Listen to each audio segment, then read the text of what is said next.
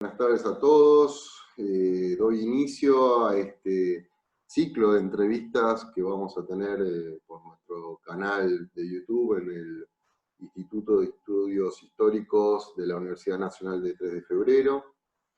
Me presento, mi nombre es Mariano Di Pasquale, soy doctor en Historia por la Universidad Denis Diderot en París y me he especializado en Historia de la Medicina en el siglo XIX. Soy docente de la Universidad Nacional de 3 de Febrero, en la carrera de Historia, tanto en el grado como en el posgrado, y también soy investigador del CONICET. En este caso, en esta primera reunión de este ciclo de entrevistas dedicadas a temas de medicina, salud y enfermedades, tenemos el gusto y el honor de abrir con el especialista Diego Armus, quien muy gentilmente, y al cual le agradezco infinitamente, se ha prestado para estos minutos de tener un diálogo en este encuentro, en esta reunión. Diego Armus se licenció en la Universidad de Buenos Aires, se doctoró en la Universidad de California, en Berkeley, reside en Nueva York, y es profesor de Historia Latinoamericana en el Swarthmore College, ahí en Nueva York. Recientemente, bueno, por su especialidad en Historia de la Salud y de las Enfermedades, él está escribiendo una serie de artículos de opinión al respecto de la pandemia actual que estamos viviendo y experimentando en este momento actual. Y bueno, a partir de esa entrevista yo quería retomar, Diego, si te parece bien, algunos de los puntos de esa entrevista en esta conversación, pero antes también quizás comentarnos rápidamente un poco cómo es que has llegado a abordar en tu trayectoria profesional este campo, digamos, por qué te has dedicado y en qué consiste brevemente este campo de la historia de la salud y las enfermedades. Bueno, gracias Mariano por la invitación y es un gusto colaborar con UNTREF en esta iniciativa. Bueno, yo empecé a interesarme en temas de la historia de la enfermedad todavía cuando estaba en Buenos Aires, trabajando en el Centro de Estudios Urbanos y Regionales. Ahí trabajábamos cuestiones de vivienda, de salud y condiciones de vida. Luego yo me fui a hacer el doctorado en Berkeley, y allí empecé a trabajar sobre una historia social y cultural de la tuberculosis. Me parecía que era una enfermedad que reunía muchas de las cuestiones que excedían a la historia de la vida material e incorporaban otras dimensiones. Y a partir de ahí, y como todos sabemos ocurre en la historia, nada está bajo control. Me había ido a Berkeley por 2 años, y finalmente me quedé, y luego me vine a Nueva York. Este es un poco el comienzo de mi trabajo con esta temática de la salud y la enfermedad en perspectiva histórica. Quizás lo que a mí más me interesa es pensar a las enfermedades no solamente como procesos biológicos, y no solamente como procesos socioculturales, las dos cosas, ¿no? En el libro que hice sobre la tuberculosis, en algún momento, ya no me acuerdo si lo empezaba o lo terminaba, diciendo que finalmente hay que pensar que el bacilo de la tuberculosis, que la tuberculosis es mucho más que el bacilo de la tuberculosis, en el sentido de todas las connotaciones que esa dimensión dura biológica tiene en la vida social y cultural. Y a partir de ahí, un poco he seguido con estos temas. Ahora estoy un poco metido en una historia del hábito de fumar cigarrillos de tabaco en Buenos Aires a lo largo del siglo XX. Bueno, Es un poco. bueno, gracias Diego nuevamente y por esta introducción un poco. Nada, leyendo un poco tu nota de comentario en la revista ENIE, que salió publicada en abril aquí en Buenos Aires, bueno, ahí haces un balance y una apuesta un poco respecto a la pandemia actual, ¿no? Comenzás con el tema de las narrativas y bueno, tema que, digamos, podemos después abordar, pero sobre todo me llamó mucho la atención digamos, un punto, ¿no? Uno de los puntos que me llamó la atención es este tema que hablas de las incertidumbres biomédicas y de la salud pública, eh, digamos, y en ese marco, ¿no? Desplegás el tema de los legados que deja la epidemia, ¿no? O que estaría dejando, ¿no? Bueno, no sé si me podrías comentar, explayar un poco este punto. Bueno, sí, con mucho gusto. Sí, efectivamente en ese artículo yo quería enfatizar primero en los problemas biomédicos, que son algunos problemas que a veces salen de la agenda de los historiadores o inclusive de los cientistas sociales, ¿no? Es como en el artículo yo enfatizaba algo así como diciendo, bueno, no hablemos de epidemias en plural porque cada epidemia es distinta y es distinta porque los microorganismos son específicos y a partir de esa especificidad hay una problemática que es peculiar a esa enfermedad. Por supuesto, ese microorganismo solo no permite articular una narrativa, sino que la sociedad y la cultura le empiezan a dar significado. Pero sin prestarle mucha atención a estas incertidumbres biomédicas, creo que nos perdemos una parte de la película y una parte de la película bien larga, ¿no? Entonces ese era uno de los puntos en el artículo. El otro punto era el de las incertidumbres de la salud pública, que quizás ahí los historiadores y también los cientistas sociales hilan más fino, pero muchas veces en una clave un poco anacrónica, ¿no? Porque en realidad uno piensa, uy, todo lo que se podría haber hecho para controlar tal mal. Bueno, todo eso que se podría haber hecho, en realidad hay que pensarlo en tiempo y espacio. Nosotros, si hay alguna disciplina que es particularmente sensible a los problemas vinculados con el anacronismo, somos nosotros los historiadores, y por eso creo que en esto también hay que ser muy, muy cuidadoso. Sí, En algún punto, sí, sí. vos ponés mucho énfasis en eso, no hablar de las epidemias, sino en situar cada una, ¿no? Situarlas, ¿no? Efectivamente, situarlas en tiempo y espacio, ¿no? Claro, Este, y, y entonces un poco esto, ¿no? Es tener mucho cuidado con los anacronismos, también en materia de salud pública, porque es muy fácil mirar desde el presente sin tomar en cuenta posibilidades, recursos, limitaciones que había 100 años atrás, o 50 años atrás, o 20 años claro, atrás, ¿no? Para los que están estudiando el SIDA, esto es clarísimo. claro. De modo que, bueno, estos eran los dos primeros puntos de partida que yo quería marcar ahí. Y en el artículo un poco dejo, porque si no se iba a ser muy largo, el problema de los legados, que es lo que vos me estás invitando a que retome. Y lo hago con gusto, es un terreno más explorativo, tengo algunas ideas, otras son simplemente intuiciones, ¿no? Quizás ahora me gustaría más que hablar del problema de los legados en términos de cuántos muertos, cuántos enfermos. Dejemos eso, ese es el legado tremendo que trae una pandemia. Me parece que hay otro problema, bueno, que ya mencioné, ¿no? Que es un problema casi historiográfico que nos preocupa a nosotros, que es cómo evaluar el gobierno del contagio. Cuando lo hacemos desde el día lunes y no desde el día domingo. Para seguir con esa metáfora futbolera que en la Argentina todo el mundo entiende muy bien, una cosa es hablar con los resultados del partido el lunes, leyendo el diario, y otra cosa es ver qué es lo que se está haciendo, qué es lo que pasó durante el partido el domingo. Y creo que ahí los historiadores somos los que tenemos que estar más atentos a no hacer una lectura de la epidemia desde el día lunes, sino que hay que hacerla desde el día domingo.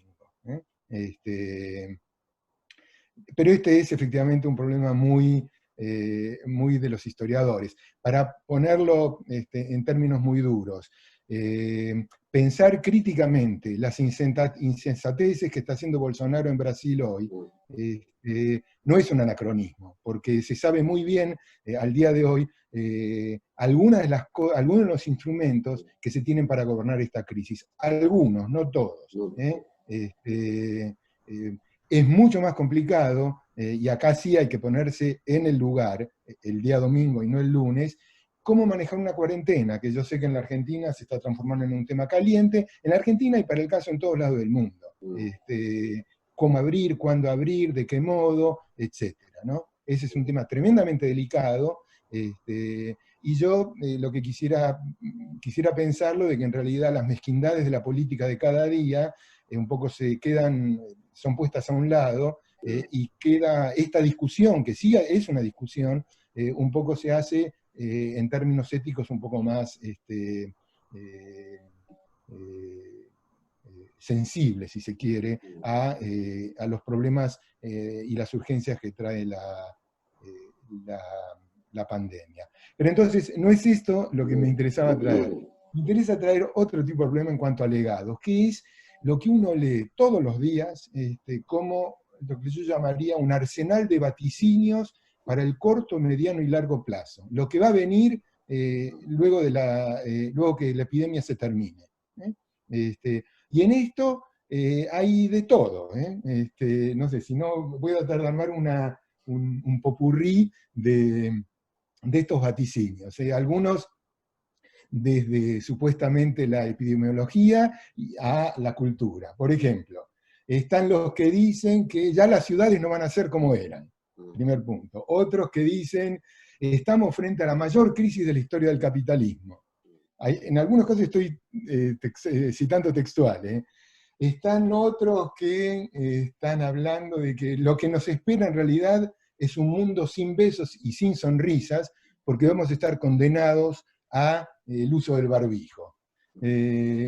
Otros que ven efectivamente en el barbijo la señal del futuro, que China va a ser el gran patrón del mundo en las próximas décadas.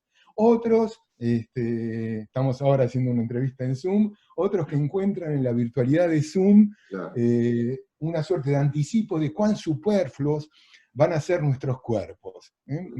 Les juro que no estoy exagerando. Por supuesto están los que afirman que lo que ya viene es la apocalipsis de la economía, un apocalipsis que es inevitable y sin precedentes, y otros que ya saben que la mortalidad de esta pandemia no es tan aguda, porque la comparan con la mortalidad y la morbilidad por enfermedades bien conocidas. Es el argumento de, uy, las cardiovasculares matan mucho más gente, la gripe estacional también, cuando en realidad no toman en cuenta, primero, que esta epidemia no terminó. Segundo, que sobre esta epidemia todavía se sigue sabiendo muy poco. Entre otras cosas, no hay terapias eficaces, digo remedios, y menos aún vacunas, y todos sabemos que la vacuna si llega y es eficaz, va a llegar dentro de 2 años. Pero otra vez, insisto esto, en medio del brote epidémico, un brote epidémico que todavía no ha terminado. Esta lista, puedo seguir con esta lista de vaticinios, ¿no? Esta última es una de las que más me irrita, porque creo que es de las más peligrosas. Decir de que vamos a vivir en un mundo sin besos, bueno, en fin, es para la gente que está muy enamorada de los estudios culturales. A mí me gustan mucho, pero hay veces exageran.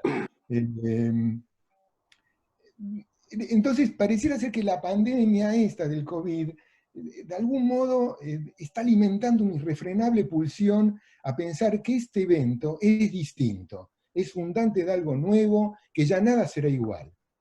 Y lo que a mí me gustaría enfatizar es que esta reacción no es una novedad. Para otros fenómenos históricos nosotros los conocemos muy bien.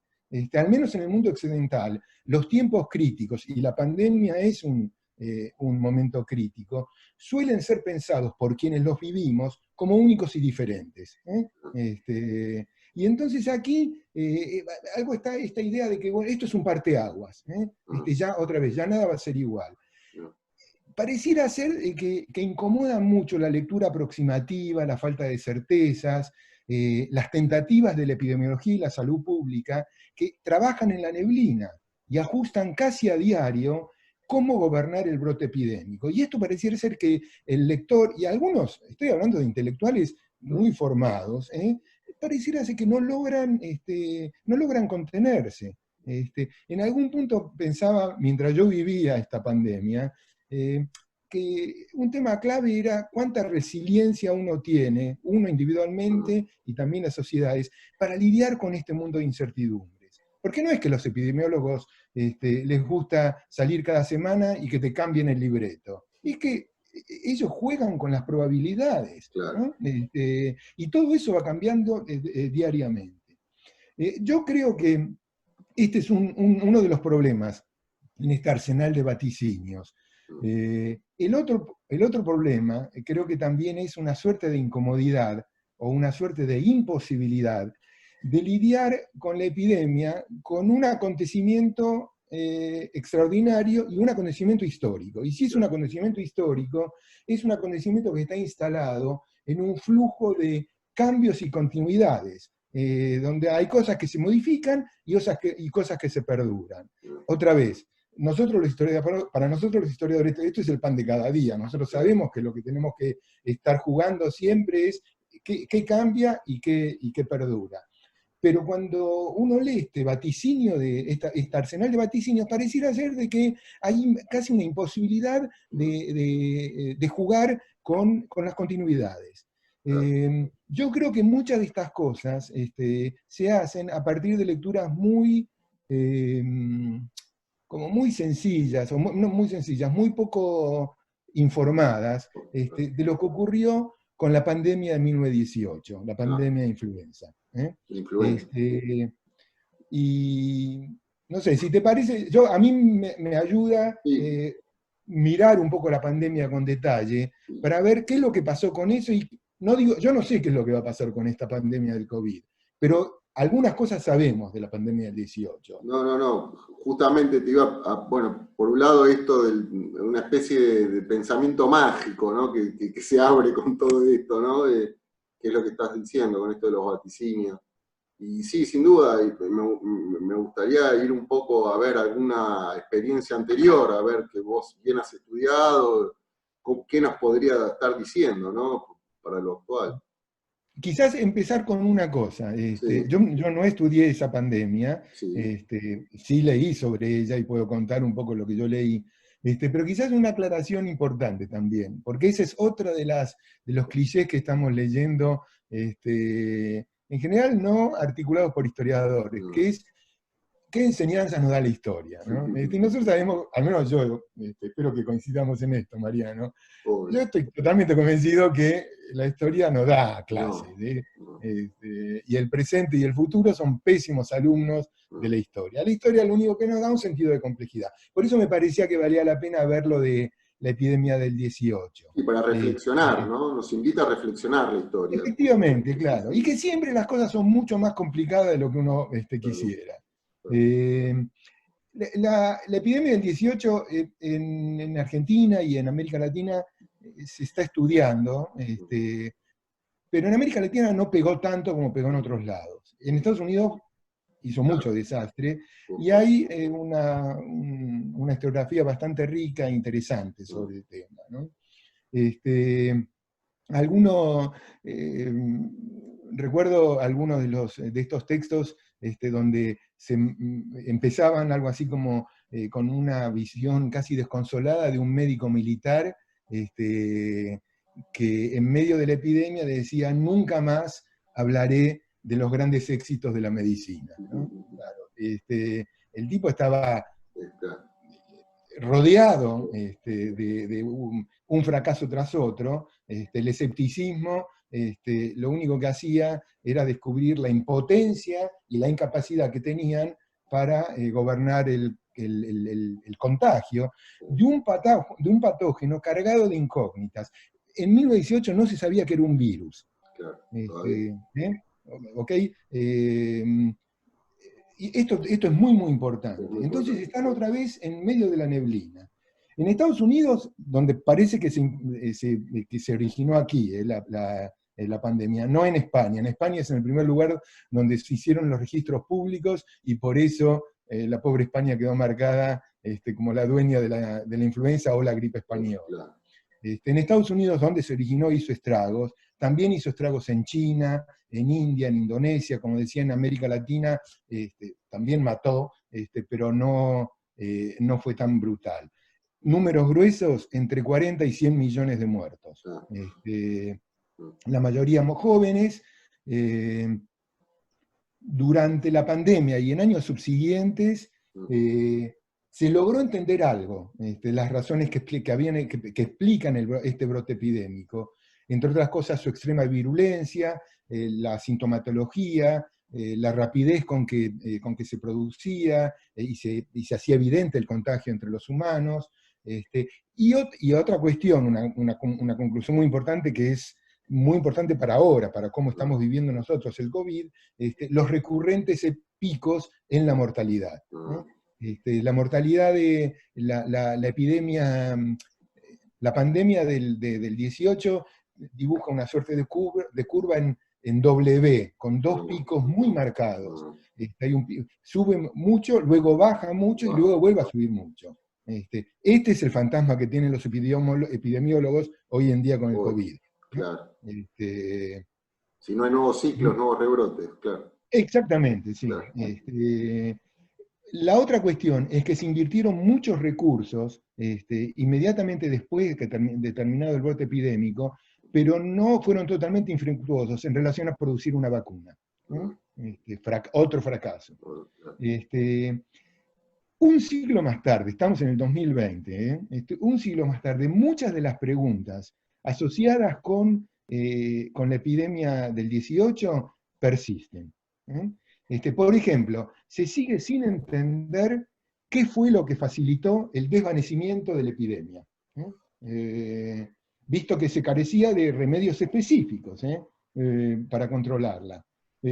Tampoco se sabe por qué tuvo un impacto desigual en distintos lugares del planeta. Y no estoy hablando del hemisferio norte, del hemisferio sur, si estamos en invierno o estamos en verano. En el mismo hemisferio, donde se supone que las condiciones climáticas podrían ser similares. La otra cosa que tampoco se sabe es por qué mató a ciertos individuos y no a otros, aún perteneciendo al mismo grupo étnico, al mismo grupo racial, al mismo grupo etario o a la misma clase social. Son preguntas gruesas, y al día de hoy incógnitas, y probablemente sea ya muy difícil de responder. Esto es 1918, los primeros años de la década del 20. Recién en 1933 se logra aislar por primera vez el virus que causaba la influenza. Y naturalmente el virus que se aísla en 1933 no es el de 1918. Ahí hay casi un poco menos de 20 años donde el virus se atenuó, porque siguieron habiendo epidemias de influenza. Pero el virus ya no enfermaba y no mataba como lo había hecho en el 18.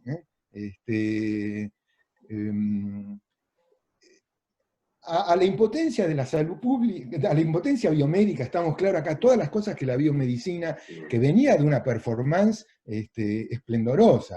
Pensemos que la revolución bacteriológica, 1870-1880, ha traído un triunfo tras otro frente a una cantidad de enfermedades infectocontagiosas. Y acá, en realidad, lo que ocurre es que muestra muestra otras limitaciones, muestra una parte en que la biomedicina no ha sido eficaz. Junto a esta impotencia están también, como decíamos al comienzo, las impotencias de la salud pública. Y las impotencias de la salud pública en el 18 tenían que ver con, ok, no tenemos un remedio específico. ¿Qué podemos hacer para controlarlo? Es lo que se llama intervenciones no farmacológicas. Y la pregunta es, ahora, ¿no? En ese momento, es como está ocurriendo cada día. Se prueba a ver si funciona, los resultados uno los ve más tarde, y estas preguntas, de alguna manera, persiguieron a los historiadores desde 1933, cuando se descubre el virus, hasta hace un par de semanas. Recién en el 2007 aparece el primer estudio que de alguna manera concluye que durante la pandemia, en los pocos lugares de Estados Unidos donde se efectivizaron medidas de distanciamiento y aislamiento social, cuarentena, cierres de escuela, lavado de manos, generalización del lavado de manos, uso de barbijos, la mortalidad parece haberse mitigado. No controlado, pero parece haberse mitigado. Esos estudios también, y este es un estudio que salió ahora en medio de la epidemia del COVID, esos estudios también concluyeron que en esos lugares donde la epidemia parece haberse mitigado, las cuarentenas y el aislamiento no fueron lo suficientemente largos como para poder haber sido todavía más eficaces. ¿Se entiende? Hay dos cuestiones que quedan en claro. Frente a la ausencia de recursos intervenciones farmacológicas, están estas intervenciones de salud pública, aislamiento, lavarse las manos, las cosas que estamos escuchando todos los días. Sí. La otra conclusión es que pareciera ser que fueron demasiado cortos. Y efectivamente eran una semana, 10 días claro. de aislamiento. Y eso pareciera ser que con ese virus las cosas no fueron particularmente eficaces. La otra cuestión que me parece que vale la pena acá pensar es, bueno, lo que vemos es que sabemos poco de la epidemia del 18, ¿no? ¿Qué legados dejó la epidemia esta, ¿no? Y uno puede pensarlo ahora como en legados prácticos, ¿no? Y legados en la formulación de políticas, ¿no? Sobre la formulación de políticas de salud pública y cómo intervenir, es un poco lo que yo estaba diciendo. Yo creo que nadie dudaba de la necesidad de la cuarentena. Lo que se discute ahora es cómo manejarla. Por eso yo ya hablo de gobernar el contagio, ¿no? Claro. Y no me quiero meter en esto, de cuándo hay que abrirlo o no abrirlo, porque no sé, ¿no? De eso saben los epidemiólogos. Y no todos piensan igual. Pero sí me parece que me gusta, porque es más fácil para nosotros historiadores meterse en esa cuestión, es esto de los legados prácticos, ¿no? Por ejemplo, y ahora estoy de algún modo, si no divirtiéndome, pero me resulta muy interesante enterarme un poco más sobre la historia del barbijo, ¿no? De los barbijos lo llaman, ¿no? Sí, tapabocas. Sí. Barbijos, tapabocas, sí, mascarillas. En el 18 pareciera ser que se generaliza el uso del barbijo en el mundo occidental. De hecho, recuerdo una tapa de Caras y Caretas en Buenos Aires, donde un poco hay quien ironiza sobre todas las medidas que hay que hacer para no contagiarse, y aparece en la tapa un personaje con un barbijo en la boca. Los barbijos desaparecieron de escena en Occidente cuando termina la epidemia. Por eso armaron tanto ruido ahora cuando volvieron, ¿no? Esto no ocurrió en Oriente. En Oriente los barbijos se incorporaron como un dato mucho más cotidiano. Y bueno, uno ahora ve que entre las primeras medidas que se tomó cuando el brote de Wuhan empezó a tomar una magnitud importante es no solo la cuarentena, sino también el uso de los barbijos. Aún al día de hoy uno ve fotos de cualquier país de Extremo Oriente y ve que la mayoría de la gente anda con barbijos.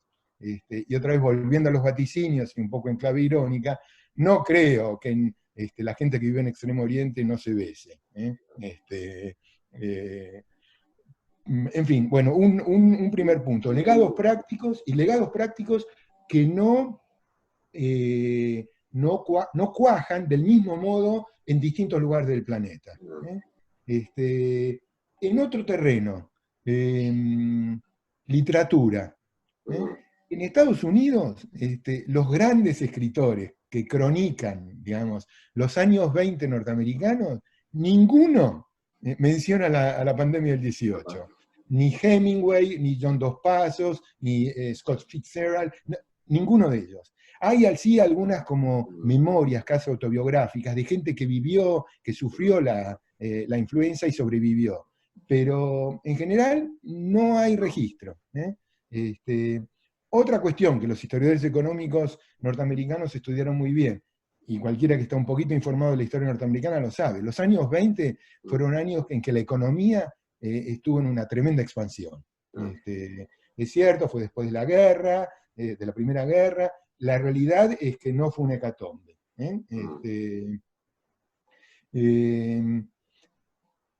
Aquí hay, me parece, un problema muy interesante. ¿Qué es lo que pasa con la memoria individual y la memoria colectiva con eventos extraordinarios como son una epidemia, una pandemia? Y pensemos, la Primera Guerra Mundial del 14 al 18, ahora no tengo los números, cuántos muertos trajo, pero trajo infinitamente menos muertos que los de la pandemia del 18, que como te decía eran de 40 a 100 millones. Sobre la Primera Guerra tenemos un registro muy exhaustivo, nadie se olvida de la Primera Guerra, y sin embargo pareciera ser que hay una capa de olvido frente a un evento extraordinario como fue la pandemia. Yo la verdad que no tengo respuestas completamente convincentes. Mi primera sospecha es que me parece que la gente vivimos los fenómenos epidémicos como fenómenos donde la acción humana no es la responsable. En cambio, con las guerras es más fácil encontrar los buenos y los malos, o algunas razones quizás más sofisticadas que esto. De modo que me parece que ahí hay un tema muy difícil de estudiar, pero yo creo que hay una cuestión interesante, cómo funciona la memoria colectiva frente a la pandemia. De hecho, hay un libro muy interesante sobre la pandemia del 18 en Estados Unidos, que se llama La pandemia olvidada.